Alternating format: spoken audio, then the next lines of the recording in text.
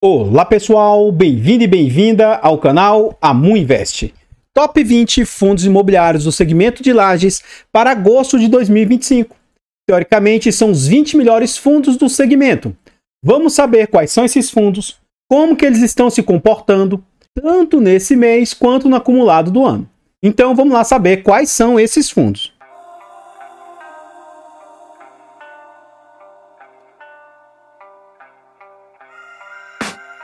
Então, pessoal, se é a sua primeira vez aqui no ranqueamento, como que ele funciona?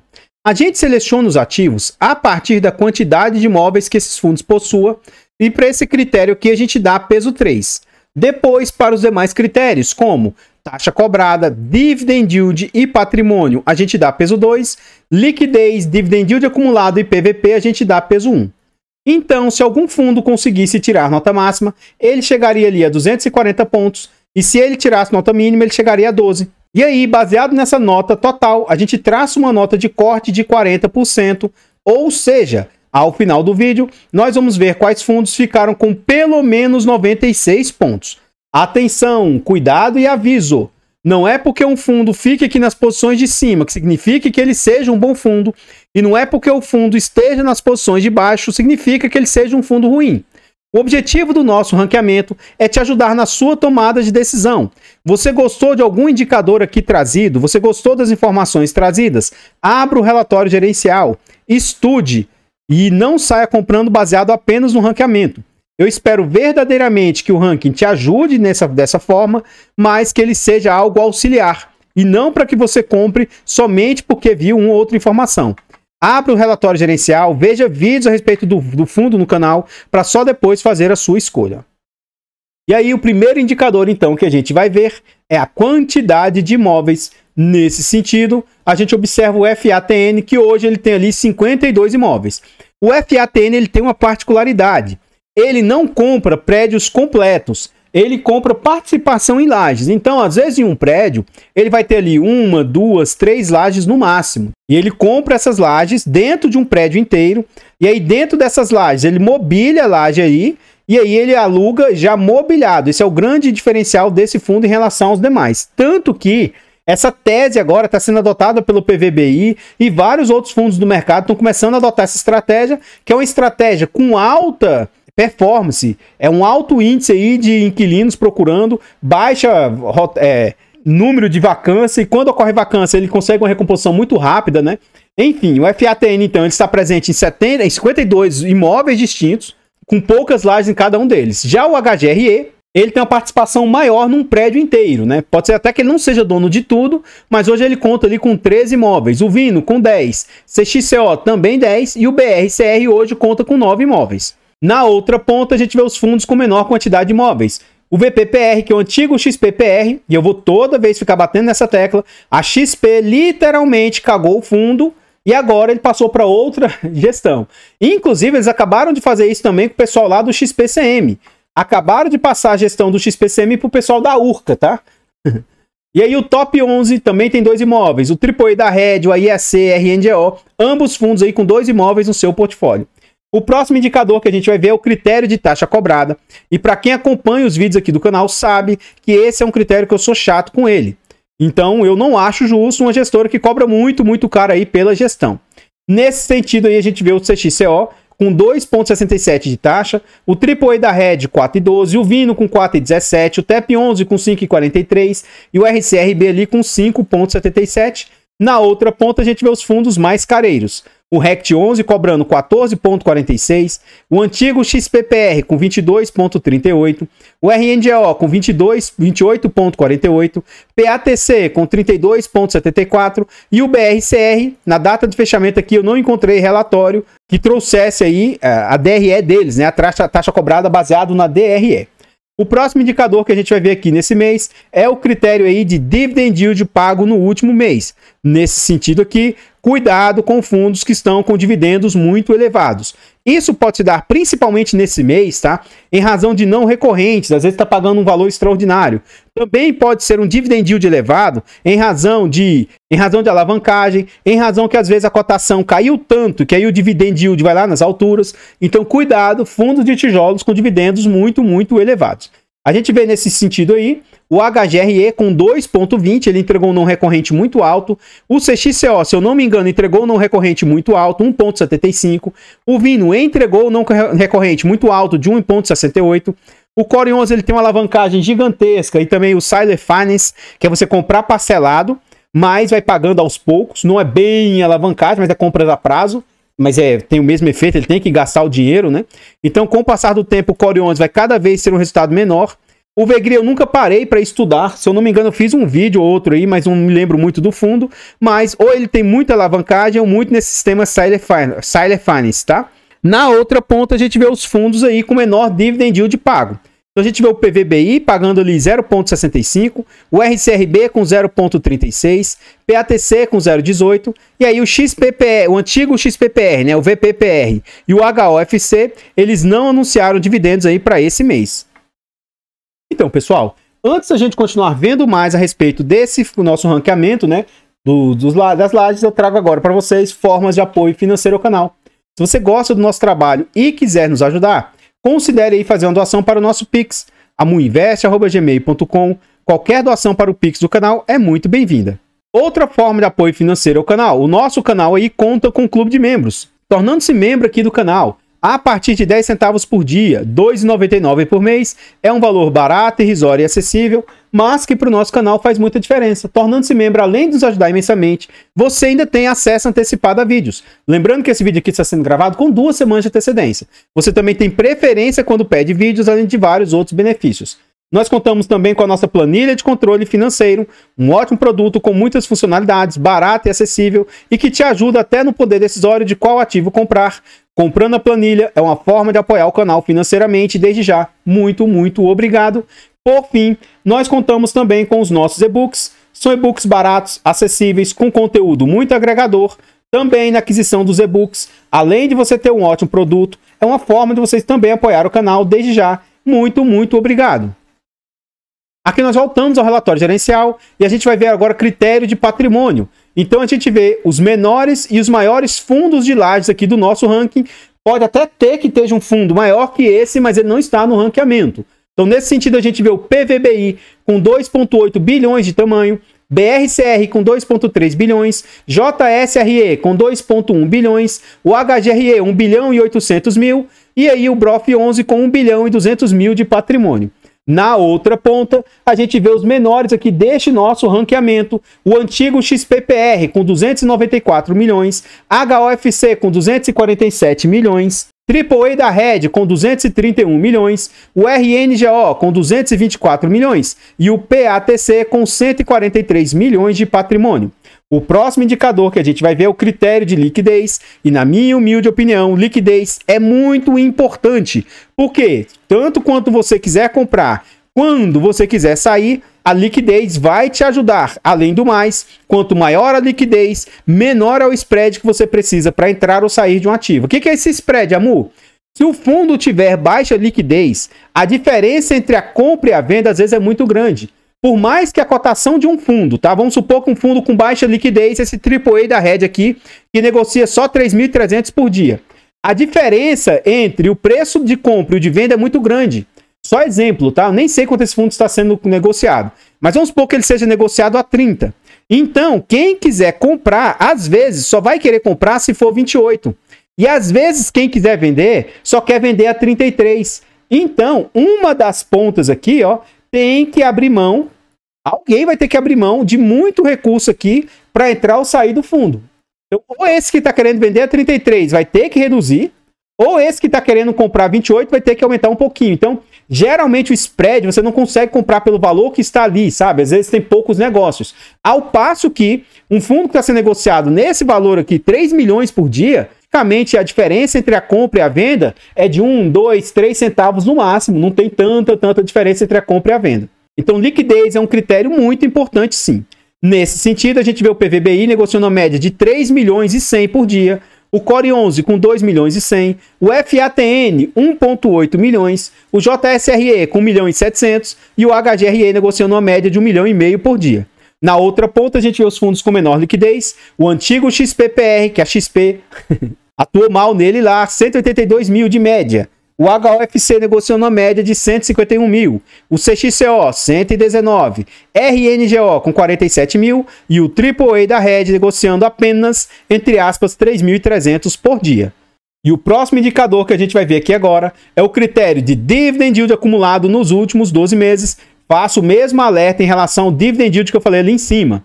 A mesma coisa para o Dividend Yield acumulado nos últimos 12 meses.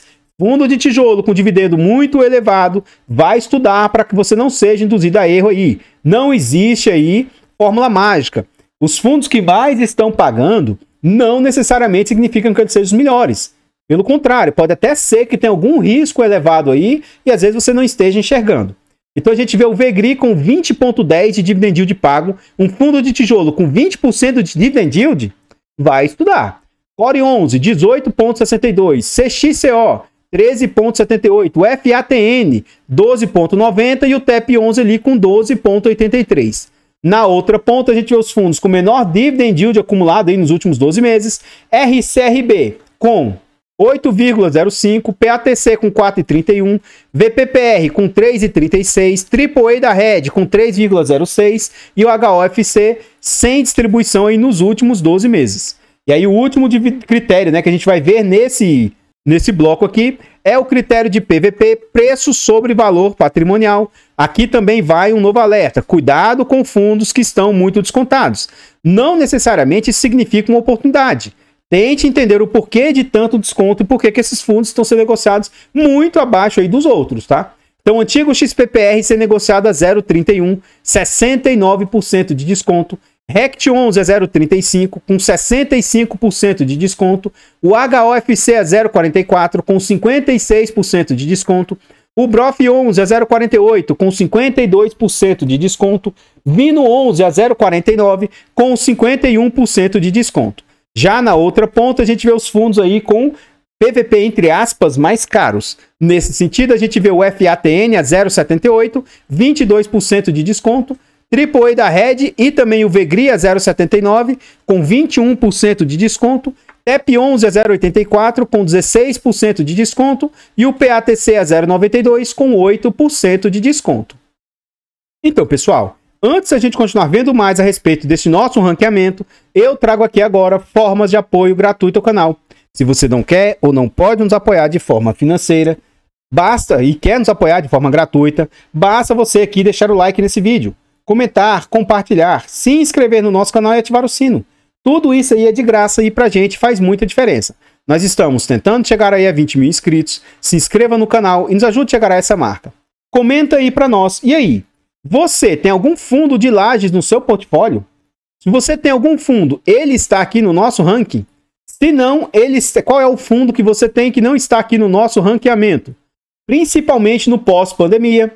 Esse é um dos segmentos que vem com bastante dificuldade de se recuperar. O segmento de lajes, que já chegou a ser unânime, né, um dos maiores segmentos da nossa bolsa aí, no quesito de fundos imobiliários, cada vez mais vem perdendo aí importância, né, vem perdendo mercado. É um segmento que está sofrendo muito, com muitas vacâncias, são um dos segmentos com mais desconto que tem aí nos ativos. Até fundos que até um tempo atrás eram intocáveis, como o PVBI, também começou a sofrer. Fundos que, entre aspas, por enquanto, está rodando redondinho. O FATN também está sofrendo. HGRE, que é um fundo que acabou de entregar um não recorrente alto, está sofrendo. Então, é um segmento aí que mesmo fundos aí que não estão tão problemáticos também estão sofrendo aí no mercado. Então, diz aí para nós se você tem fundos do segmento. Eu ainda acho que para o longo prazo é um bom segmento, mas é um setor que deve ainda amargurar durante um tempo ainda. A sua recuperação deve ser mais lenta, vem sendo mais lenta, e eu acredito que ainda deve ser mais lenta aí com o passar do tempo. Tenho alguns ativos do setor, pretendo carregá-los para o longo prazo, mas é um segmento que cada vez mais, né, acho que ele deva ter realmente menos peso no portfólio aí dos investidores, tendo em vista a dificuldade que esse setor está atualmente, né? Para quem tem visão de longuíssimo prazo, tem grande chance aí de ter um carrego muito positivo aí, mas o tempo de espera aí, só o tempo vai dizer, né? Então é um segmento aí que tem muito tempo aí para se recuperar. Enfim, tenho fundos do setor, gosto e pretendo carregar para o longo prazo, mas não significa que você deva ter algum ativo e não significa que isso seja indicação de compra, venda ou manutenção do ativo. Aqui eu gostaria de reforçar com vocês o nosso objetivo de chegar aos 20 mil inscritos. O canal rompeu os 18 mil, tá quase batendo ali 18.050. Então nos ajude a chegar aos 18.50, 18.500, 19, 20. Eu tenho certeza que com a ajuda de vocês a gente vai chegar nessas metas aí. Tenho certeza e convicção, então desde já, muito obrigado a todos vocês que nos apoiam. O nosso canal também está presente em outras plataformas. Vá lá nessas plataformas aí, ó. Siga, se inscreva, comente, compartilhe, que ajuda demais. Eu abro caixa de pergunta frequentemente no Instagram. Deixe a sua dúvida lá, que eu vou procurar atender com a máxima rapidez. Aqui a gente chega no acumulado do ano, né, do mês. E nesse mês, novamente, o Vino 11 fica em primeiro lugar, atingindo ali 195 pontos de 240 pontos possíveis. Seguido do HGRE com 178, o CXCO também 178, FATN com 166, o Core 11 com 165, BRCR com 150, o RECT 11 com 146, JSRE com 143 e na parte de baixo do nosso ranqueamento, Top 11 com 109 pontos. Teoricamente aqui fecharia nossa nota de corte, porque a nota de corte é 96 pontos. Não ficou tão distante assim, né? O AIEC com 85 pontos, e aí os demais ficaram bem mais distantes. HOFC AAA da Red com 76 pontos, o VPPR com 65, RNGO com 56 e o PATC com 47, então bastante fundos aí bem abaixo dos 96 pontos da nota de corte. E no acumulado do ano, a gente observa lá que o Vino 11 segue em primeiro lugar com 158 pontos, seguido do Core 11 com 143, BRCR com 140, o FATN com 129, HGRE com 122, CXCO com 117 e o RECT 11 com 114. Desses fundos aqui que estão em cima, eu tenho Vino, mas é um fundo aí que não está nas suas melhores posições. Core 11 é um fundo aí com assim, muita atenção nele. BRCR eu não teria de jeito nenhum. Tenho o FATN, é um dos mais redondinhos atualmente. O HGRE tem as suas particularidades, mas eu acho um bom fundo para se investir. Não tenho e não teria o CXCO. Não teria o RECT 11. E aí o JSE também seria um bom fundo aí para estudo, para pensar em se posicionar. Então note que dos 8 primeiros aqui, para os meus critérios, que seriam investíveis assim, seriam somente esses 3. Sendo que o Core 11 é passivo de estudo. Mesmo eu tendo o Vino, eu não acho que a maioria dos investidores aí seria um fundo para se investir, principalmente em razão da alavancagem que o fundo carrega, né? Então, note que não tá tão fácil assim achar e se posicionar nos ativos aí do setor de lajes. Na parte de baixo do nosso ranqueamento, a gente vê o AIEC com 58 pontos, Top 11 com 49, o HOFC com 39, o AAA da Red com 36, o antigo XPPR, que a XP cagou a gestão do fundo, 25 pontos, o RNGO com 14 e ali o PATC com 10 pontos. Para que os nossos ranqueamentos, né, de 3 em 3 meses a gente faz um rebalanceamento, mas fundos de tijolos não é comum que haja muita mudança. Inclusive, nesse ano inteiro eu não vi nenhum fundo novo que pudesse adentrar aqui ao ranqueamento, né? Algum fundo que tivesse mais de 2 imóveis para que os últimos aqui, ó, que só tem 2 imóveis, para que eles saíssem e entrassem outro no lugar, né?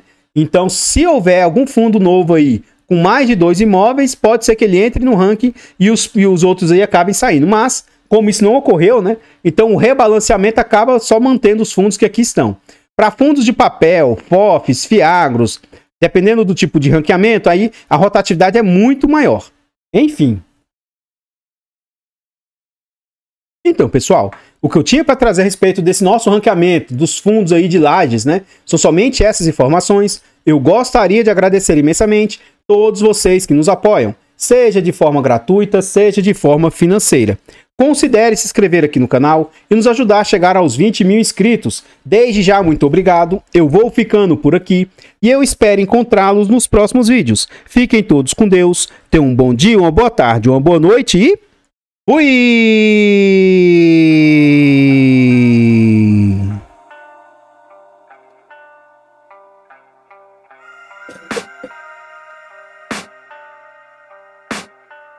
I can hear the demons call when they do what they do. And now I feel like taking off, find a place with a view. The pain is never gonna stop if it's controlling you.